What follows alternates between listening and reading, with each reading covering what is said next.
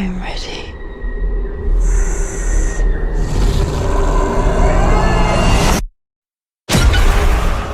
The original Nosferatu stands as an undisputed classic of the silent film era. The music, imagery, and Max Schreck's iconic silhouette have been studied for just over a century now. It predates most of what we consider to be classic horror by at least 10 years, and to this day stands out as one of the most unique on-screen depictions of vampires. It didn't invent horror films, but the story of the genre can't be told without it. Having broken out as a critical darling thanks to stellar production, strict adherence to period accuracy, and stomach-churning horror with The Witch, Robert Eggers initially launched development on a remake of the 1922 German film back in 2015 as a passion project. He apparently fell in love with the movie as a kid. It took 9 years, a pretty substantial recasting, and a Christmas Day release date, but Eggers has now finally gotten his adaptation over the finish line. Saying the film is good is an accurate but flawed statement. It's no surprise that it's one of the best looking films of the year given Eggers' previous work, but it's also a film that left me wanting when the screener ended, and the reasons why are complicated. To use an analogy that ties in with the season, imagine you're a successful young pop star and you just decided to put out a cover of Jingle Bell Rock in time for the holidays. You sing every note on key, you use the finest in audio and production quality, and when it's released, your fans love it.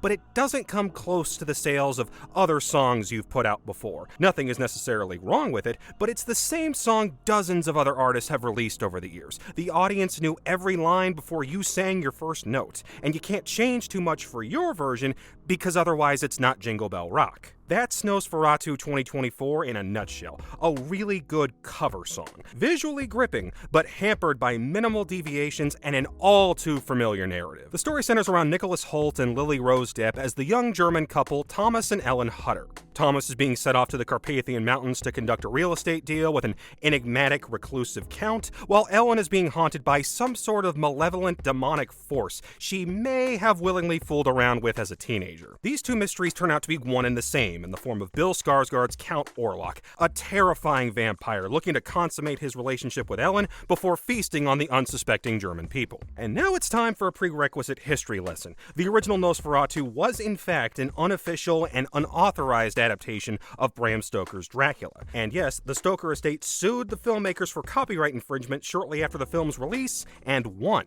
Which is why if the plot of Nosferatu feels like a retelling of Bram Stoker's 1897 novel with only minor alterations, well, that's because it is. It's not hard to pinpoint what was changed, but I honestly think the original film did itself a few favors by abbreviating certain parts of the novel, and the ending is more about a bittersweet sacrifice than good overcoming evil. But what allowed Nosferatu to keep standing out amongst the countless Dracula adaptations and imitations in the decades that followed was the titular character himself. See, vampires have always embodied the sexual, carnal nature of human desire, and while vampire tales typically paint the creatures as mysterious and seductive, Nosferatu went the other direction. The original Count Orlok was a horrifying rat-like creature, a gangly figure with a misshapen head, sunken eyes, curled nose, talon-like fingers, and gnashing teeth. He still had the bloodlust, but the illusion of humanity had been wiped away to have the monstrosity hidden underneath on full display at all times. With the remake, Eggers attempts to split the difference between Nosferatu and OG Dracula. His Orlok is still a hulking, irredeemable beast, but this version not only gives Ellen more agency and familiarity with Orlok, but shines a spotlight on the psychosexual gothic nature of him pursuing her, thus circling back to deeper elements of Bram Stoker's book that have been highlighted in so many other adaptations and various vampire franchises. In short, he remade the adaptation and tried to contort it into feeling more like the original. It's still good, but feels shackled by its very nature of being a remake. I kept waiting for it to dive into the kind of madness we've seen in Eggers' previous films, but he always stops short in favor of the familiar. Thankfully, one area where he's able to go full force is with Skarsgård, presenting him more like a shape and presence than an actual man by rarely filming and lighting him directly. Every shot presents him like an immovable wall, a force of lecherous intent wrapped in rotting flesh, garnished with a spruce mustache. And the decision to give him a booming rasp of a voice that overpowers the audio when he speaks gives a sense of inevitability, malice, and domination. Orlok is pure evil, and much of the film's obsession lies in what happens to others by simply being caught in his gravitational pull, whether it's terror, denial, madness, surrender, or all of the above. Of the rest of the cast, it's Depp who not only has the most complex role, but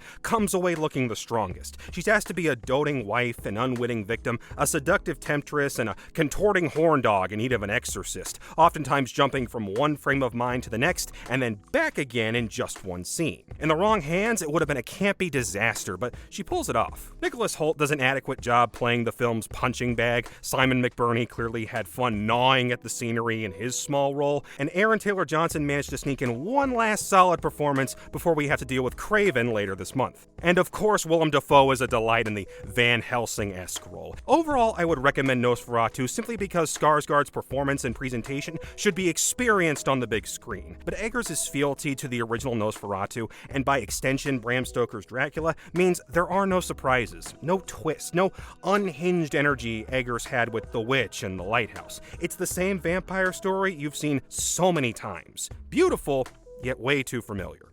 Thanks for watching.